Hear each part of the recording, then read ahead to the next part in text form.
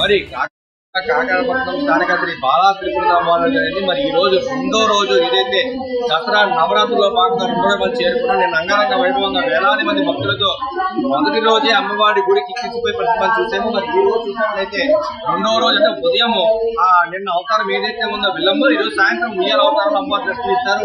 ఇందులో భాగంగా ఈ రోజు ఈ అన్న ప్రసాదం ఏదైతే ఉందో అదేవిధంగా ఈ ప్రసాద వితరణ కార్యక్రమంలో ఈరోజు మన ముందు ఉన్నవారు శ్రీ మేడపాటి సత్యనారాయణ రెడ్డి గారు మరియు శ్రీమతి మహాలక్ష్మి పౌల్ట్రీ కాంప్లెక్స్ వారు, అదేవిధంగా శ్రీమతి నీతి వెంకట సూర్యప్రకాశరావు గారి సారథ్యంలో ఈ రోజు ఈ ప్రసాద వితరణ జరుగుతుంది. మరి మనతో పాటు స్క్రీన్ పైన కనిపిస్తున్నారు. మరి వీరితో మాడే ప్రయత్నం చేస్తుందని చెప్పండి. ఈ రోజు అవతారం మామూలుగా 6 గంటల నుంచి ప్రసాద వితరణకి కాకినాడ ఎమ్మెల్యే గారు చైర్మన్ గారు బాబ్జీ గారు ఇచ్చారు. 6 గంటల నుంచి జనం బ్రహ్మాండం వస్తున్నారు, బాగా జరుగుతుంది. అందరికీ నమస్కారం అండి.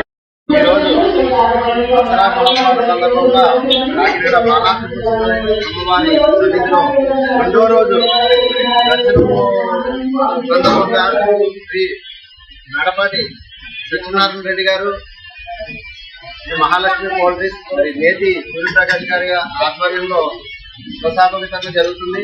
ఇది అంగరంగ వైభవంగా జరుగుతుందండి.